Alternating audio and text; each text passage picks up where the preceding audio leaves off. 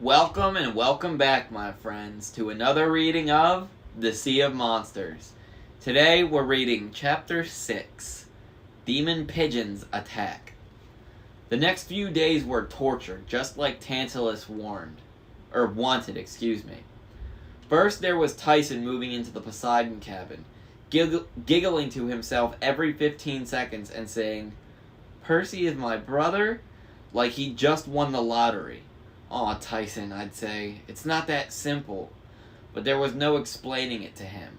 He was in heaven, and me, as much as I liked the big guy, I couldn't help feeling embarrassed, ashamed. There, I said it. My father, the all-powerful Poseidon, had gotten moony-eyed for some nature spirit, and Tyson had been the result. I mean, I'd read the myths about Cyclops. I even remembered that they were often Poseidon's children. But I'd never really processed that this made them my family, until I had Tyson living with me in the next bunk. And then there were the comments from the other campers. Suddenly I wasn't Percy Jackson, the cool guy who'd retrieved Zeus's lightning bolt last summer.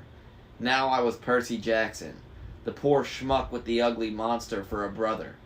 "He's not my real brother," I protested whenever Tyson wasn't around. "He's more like a half-brother on the monstrous side of the family. Like a half-brother twice removed or something." Nobody bought it. I admit it. I was angry at my dad. I felt like being his son was now a joke. Annabeth tried to make me feel better. She suggested we team up for the Chariot race to take our minds off our problems. Don't get me wrong. We both hated Tantalus, and we were worried sick about camp. But we didn't know what to do about it. Until we could come up with some brilliant plan to save Talia's tree, we figured we might as well go along with the races. After all, Annabeth's mom, Athena, had invented the chariot, and my dad had created horses. Together, we would own that track. One morning, Annabeth and I were sitting by the canoe lake, sketching chariot designs with some jokers from Sitting by the canoe lake, sketching chariot designs when some jokers from Aphrodite's cabin walked by and asked me if I needed to borrow some eyeliner for my eye. Oh, sorry. Eyes. As they walked away laughing, Annabeth grumbled, "Just ignore them, Percy. It isn't your fault you have a monster for a brother." "He's not my brother," I snapped. "And he's not a monster either." Annabeth raised her eyebrows. "Hey, don't get mad at me. And technically, he is a monster. Well, you gave him permission to enter the camp, because it was the only way to save your life." I'm sorry, Percy. I didn't expect Poseidon to claim him. Cyclops are the most deceitful, treacherous. He is not! What have you got against Cyclops anyway? Annabeth's ears turned pink. I got the feeling there was something she wasn't telling me. Something bad. "Just forget it," she said. "Now the axle for this chariot. You're treating him like he's this horrible thing," I said. "He saved my life." Annabeth threw down her pencil and stood. "Then maybe you should design a chariot with him." "Maybe I should." "Fine, fine!" She stormed off and left me feeling even worse than before. The next couple of days I tried to keep my mind off my problems. Selena Beauregard, one of the nicer girls from Aphrodite's cabin, gave me my first riding lesson on a Pegasus. She claimed that there was only one immortal winged horse named Pegasus, who still wandered free somewhere in the skies. But over the eons he'd sired a lot of children. None quite so fast or heroic, but all named after the first and the greatest. Being the son of the sea god, I never liked going into the air. My dad had this rivalry with Zeus, so I tried to stay out of the Lord of the Sky's domain as much as possible. But riding a winged horse felt different. It didn't make me nearly as nervous as being in an airplane. Maybe that was because my dad had created horses out of sea foam, so the Pegasi were sort of neutral territory. I could understand their thoughts. I wasn't surprised when my Pegasus went galloping over the treetops or chased a flock of seagulls into a cloud. The problem was that Tyson wanted to ride the chicken ponies too. But the Pegasi got skittish whenever he approached. I told them telepathically that Tyson wouldn't hurt them, but they didn't seem to believe me. That made Tyson cry. The only person at camp who had no problem with Tyson was Beckendorf from the Hephaestus cabin. The blacksmith god had always worked with Cyclops in his forges, so Beckendorf took Tyson down to the armory to teach him metalworking. He said he'd have Tyson crafting magic items like a master in no time. After lunch, I worked out in the arena with Apollo's cabin.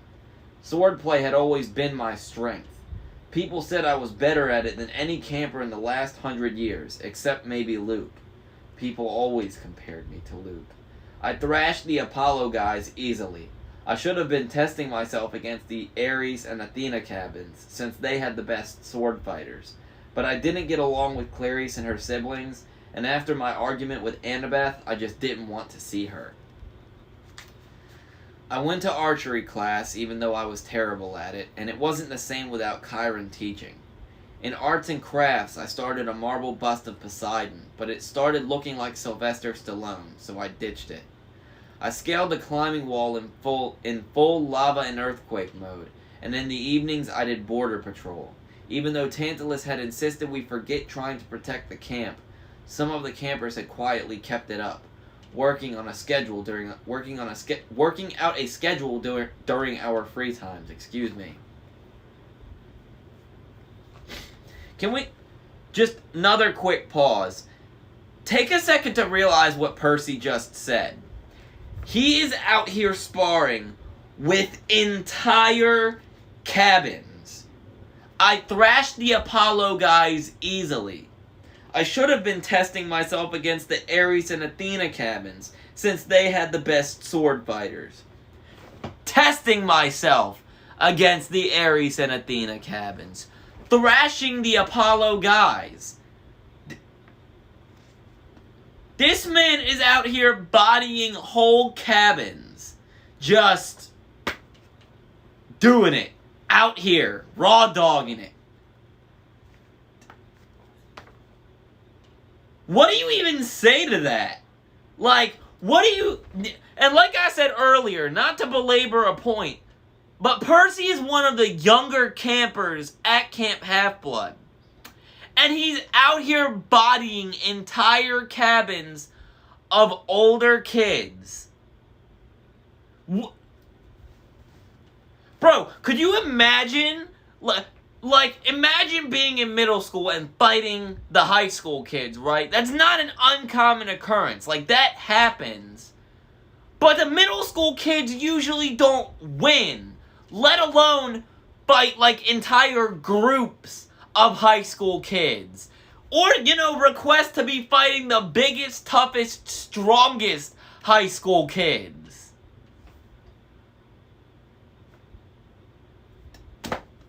No words. No words.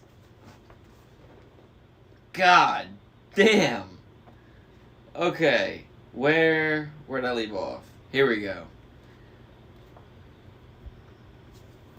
Wipe off my lip. I was salivating there for a minute. Got a little too into that. A little too, excited.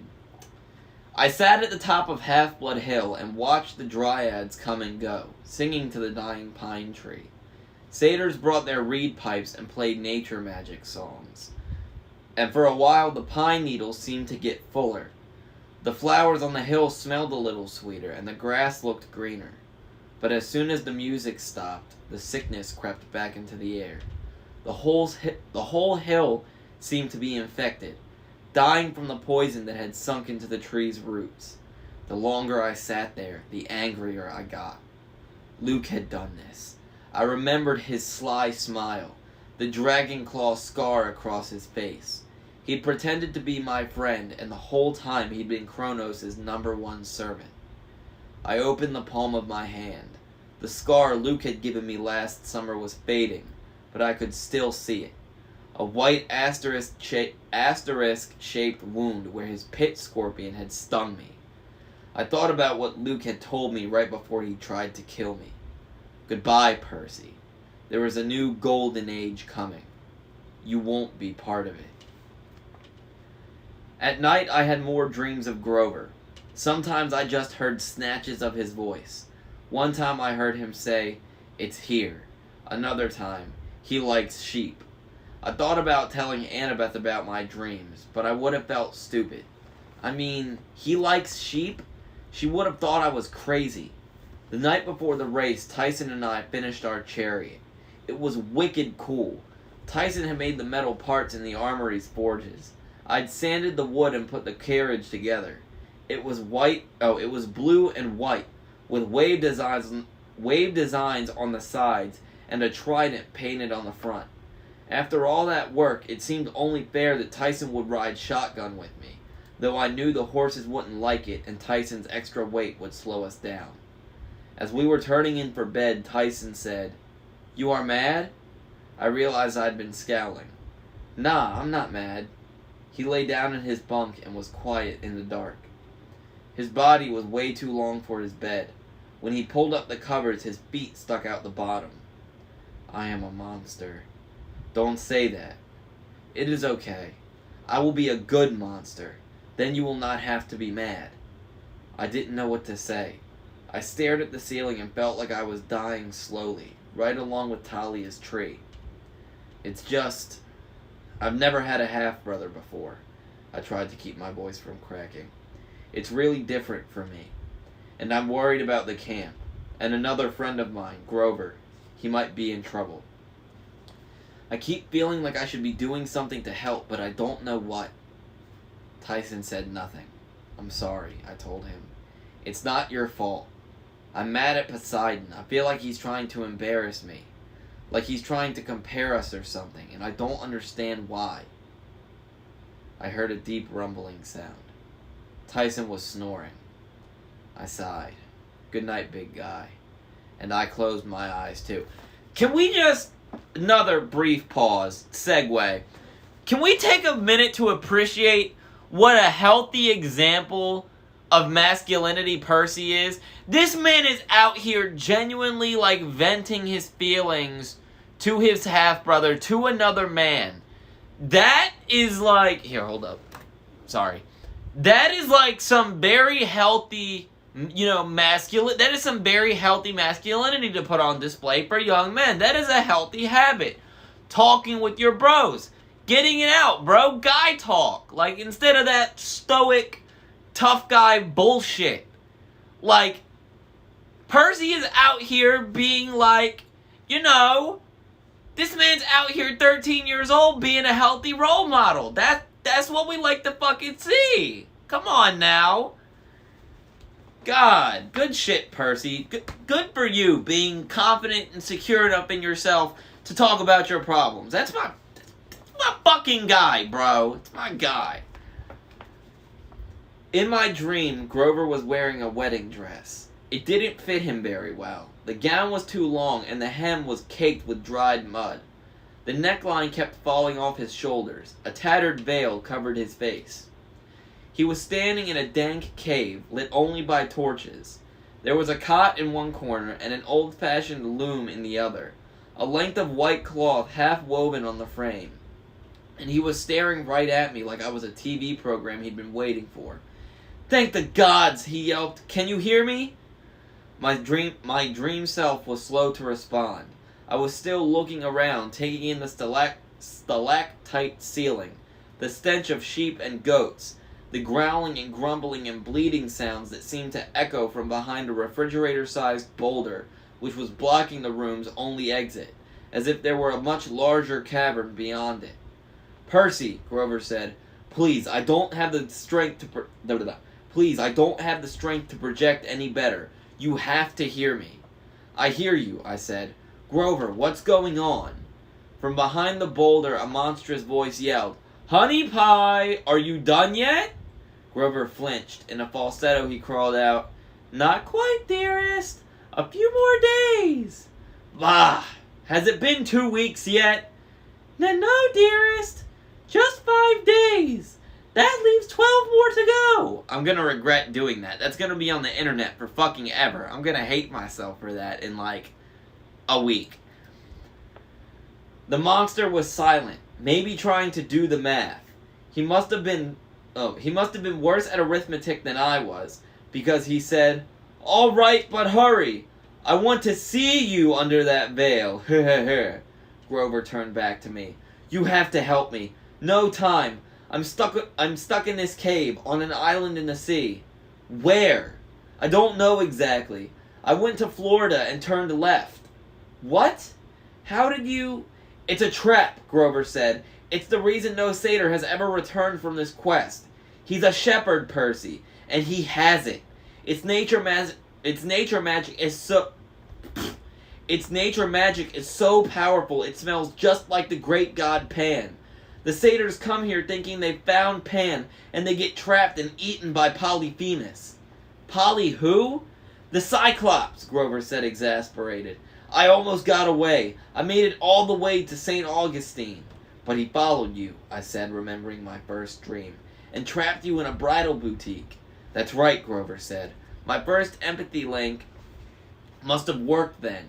Look, this bridal dress is the only thing keeping me alive. He thinks I smell good, but I told him it was just goat-scented perfume.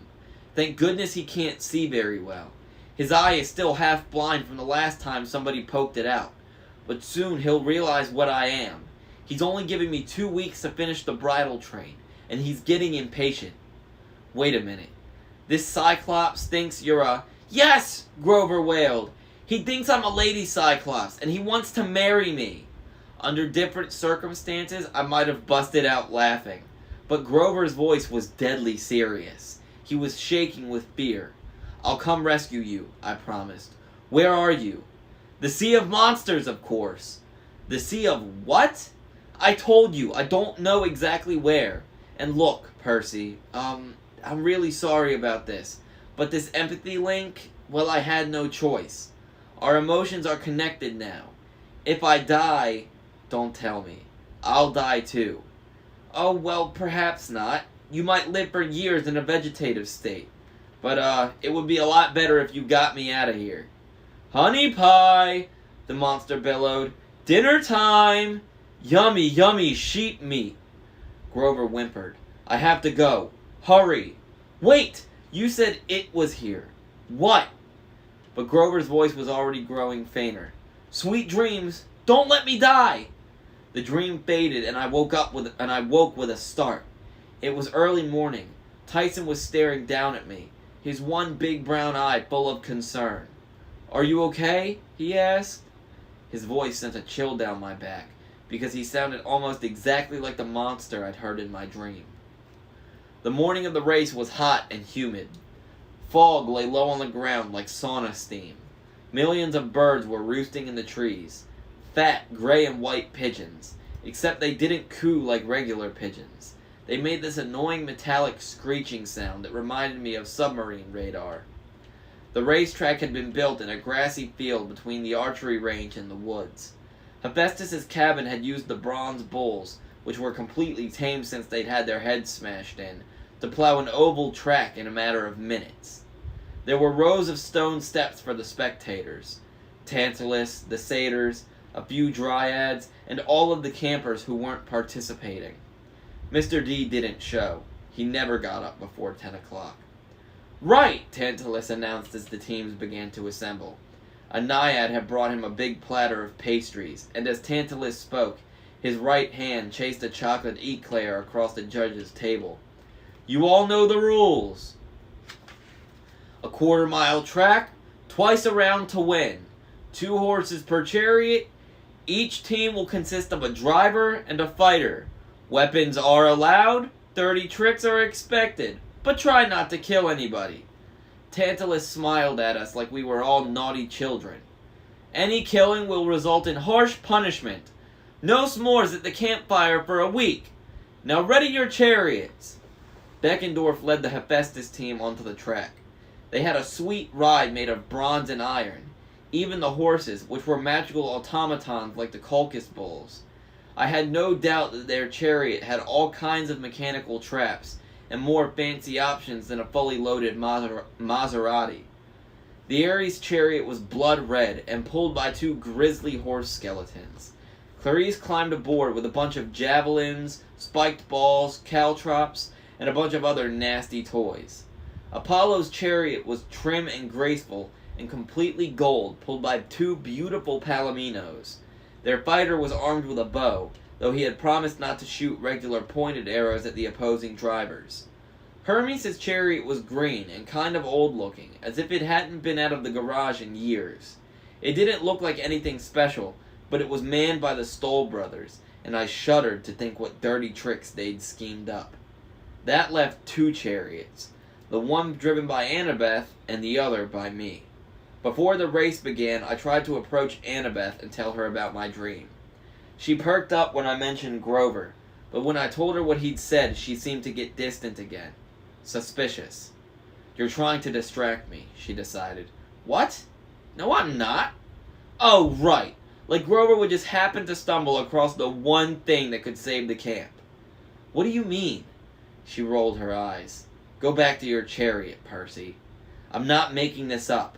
He's in trouble, Annabeth." She hesitated. I could tell she was trying to decide whether or not to trust me. Despite our occasional fights, we'd been through a lot together, and I knew she would never want anything bad to happen to Grover. "Percy, an empathy link is so hard to do. It's more likely you really were dreaming." "The Oracle," I said. "We should consult the Oracle." Annabeth frowned. "Last summer before my quest, I'd visited the strange spirit that lived in the big house attic, and it had given me a prophecy that came true in ways I never expected. The experience had freaked me out for months. Annabeth knew I'd never suggest going back there if I wasn't completely serious." Before she could answer, the conch horn sounded. "Charioteers!" Tantalus called. "To your mark!" "We'll talk later," Annabeth told me. "After I win." As I was walking back to my own chariot, I noticed how many more pigeons were in the trees now, screeching like crazy, making the whole forest rustle. Nobody else seemed to be paying them much attention, but they made me nervous. Their beaks glinted strangely.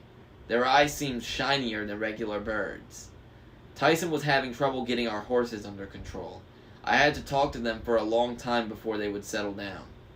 "He's a monster lord," they complained to me. "He's a son of Poseidon," I told them. Just like me." "No," they insisted. "Monster! Horse-eater! Not trusted!" "I'll give you sugar cubes at the end of the race," I said. "Sugar cubes?" "Very big sugar cubes. And apples. Did I mention the apples?" Finally, they agreed to let me harness them. Now, if you've never seen a Greek chariot, it's built for speed, not safety or comfort. It's basically a wooden basket, open at the back, mounted on an axle between 2 wheels. The driver stands up the whole time, and you can feel every bump in the road. The carriage is made of such light wood that if you wipe out making the hairpin turns at either end of the track, you'll probably tip over and crush both the chariot and yourself. It's an even better rush than skateboarding. I took the rein and maneuvered the chariot to the starting line. I gave Tyson a 10-foot pole and told him that his job was to push the other chariots away if they got too close, and to deflect anything they might try to throw at us. "No hitting ponies with the stick," he insisted. "No," I agreed. "Or people either if you can help it. We're going to run a clean race. Just keep the distractions away and let me concentrate on driving." "We will win!" he beamed. "We are so going to lose," I thought to myself. But I had to try. I wanted to show the others, I wasn't sure what exactly. That Tyson wasn't such a bad guy? That I wasn't ashamed of being seen with him in public? Maybe that they hadn't hurt me with all their jokes and name-calling? As the chariot lined up, more shiny-eyed pigeons gathered in the woods. They were screeching so loudly the campers in the stands were starting to take notice, glancing nervously at the trees which shivered under the weight of the birds. Tantalus didn't look concerned, but he did have to speak up to be heard over the noise. "Charioteers!" he shouted. "Attend your mark!" He waved his hand and the starting signal dropped. The chariots roared to life. Hooves thundered against the dirt. The crowd cheered. Excuse me for a second.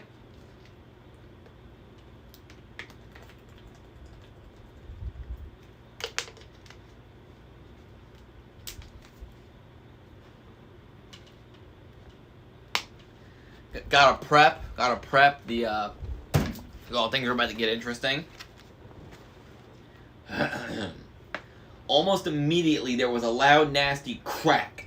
I looked back in time to see the Apollo chariot flip over. The Hermes chariot had rammed into it, maybe by mistake, maybe not. The riders were thrown free, but their panicked horses dragged the golden chariot diagonally across the track. The Hermes team, Travis and Connor Stoll, were laughing at their, good luck, but not for long. The Apollo horses crashed into theirs, and the Hermes chariot flipped too, leaving a pile of broken wood and 4 rearing horses in the dust. 2 chariots down in the first 20 feet. I loved this sport. I turned my attention back to the front. We were making good time, pulling ahead of Ares, but Annabeth's chariot was way ahead of us. She was already making her turn around the first post, her javelin man grinning and waving at us, shouting, "See ya!" The Hephaestus chariot was starting to gain on us too. Beckendorf pressed a button and a panel slid open on the side of his chariot. "Sorry, Percy!" he yelled. 3 sets of balls and chains shot straight toward our wheels. They would have wrecked us completely if Tyson hadn't whacked them aside with a quick swipe of his pole. He gave the Hephaestus chariot a good shove and sent them skittering sideways while we pulled ahead. "Nice work, Tyson!" I yelled. "Birds!" he cried. "What?" We were whipping along so fast it was hard to hear or see anything, but Tyson pointed toward the woods and I saw what he was worried about. The pigeons had risen from the trees. They were spiraling like a huge tornado, heading toward the track. No big deal, I told myself. They're just pigeons. I tried to concentrate on the race. We made our first turn, the wheels creaking under us, the chariot threatening to tip, but we were now only 10 feet behind Annabeth. If we could just get a little closer, Tyson could use his pole. Annabeth's fighter wasn't smiling now. He pulled a javelin from his collection and took aim at me. He was about to throw when we heard screaming. The pigeons were swarming, thousands of them dive-bombing the spectators in the stands, attacking the other chariots. Beckendorf was mobbed. His fighter tried to bat the birds away, but he couldn't see anything. The chariot veered off course and plowed through the strawberry fields, the mechanical horses steaming. In the Ares chariot, Clarice barked an order to her fighter, who quickly threw a screen of camouflage netting over their basket. The birds swarmed around it, pecking and clawing at the fighter's hands as he tried to hold up the net, but Clarice just gritted her teeth and kept driving. Her skeletal horses seemed to be immune to the distraction. The pigeons pecked uselessly at their empty eye sockets and flew through their rib cages, but the stallions kept right on running. The spectators weren't so lucky. The birds were slashing at any bit of exposed flesh, driving everyone into a panic. Now that the birds were closer, it was clear they weren't normal pigeons. Their eyes were beady and evil-looking. Their beaks were made of bronze, and judging from the yelps of the campers, they must have been razor-sharp. "Stymphalian birds!" Annabeth yelled. She slowed down and pulled her chariot alongside mine. "They'll strip everyone to bones if we don't drive them away." "Tyson," I said, "we're turning around." "Going the wrong way?" he asked. Always, I grumbled, but I steered the chariot toward the stands. Annabeth rode right next to me. She shouted, "Heroes, to arms!" But I wasn't sure anyone could hear her over the screeching of the birds and the general chaos. I held my reins in one hand and managed to draw riptide as a wave of birds dived at my face, their metal beaks snapping. I slashed them out of the air and they exploded into dust and feathers, but there were still millions of them left. One nailed me in the back end and I almost jumped straight out of the chariot. Annabeth wasn't having much better luck. The closer we got to the stands, the thicker the cloud of birds became. Some of the spectators were trying to fight back. The Athena campers were calling for shields. The archers from Apollo's cabin brought out their bows and arrows, ready to slay the menace, but with so many campers mixed in with the birds, it wasn't safe to shoot. "Too many!" I yelled to Annabeth. "How do you get rid of them?" She She stabbed at a pigeon with her knife. Hercules used noise. Brass bells. He scared them away with the most horrible sound he could. Her eyes got wide. Percy! Chiron's collection! I understood instantly. You think it'll work? She handed her fighter the reins and leaped from her chariot into mine like it was the easiest thing in the world. To the big house. It's our only chance. Clarice has just pulled across the finish. Has just pulled across the finish line, completely unopposed, and seemed to notice for the first time how serious the bird problem was. When she saw us driving away, she yelled, "You're running? The fight is here, cowards!" She drew her sword and charged for the stands. I urged our horses into a gallop. The chariot rumbled through the strawberry fields across the volleyball pit and lurched to a halt in front of the big house. Annabeth and I ran inside, tearing down the hallway to Chiron's apartment. His boombox was still on his nightstand. So were his favorite CDs. I grabbed the most repulsive one I could find. Annabeth snatched the boombox, and together we ran back outside. Down at the track, the chariots were in flames. Wounded campers ran in every direction, with birds shredding their clothes and pulling out their hair. While Tantalus chased breakfast pastries around the stands, every once in a while yelling, "Everything's under control, not to worry." Excuse me.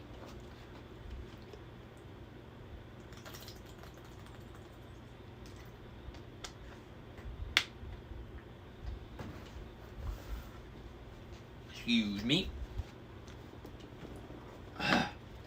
We pulled up to the finish line.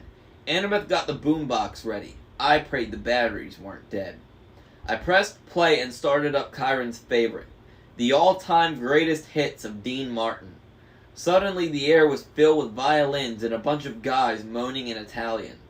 The demon pigeons went nuts. They started flying in circles, running into each other like they wanted to bash their own brains out. Then they abandoned the track altogether and flew skyward in a huge dark wave. "Now!" shouted Annabeth. "Archers!" With clear targets, Apollo's archers had flawless aim. Most of them could knock 5 or 6 arrows at once.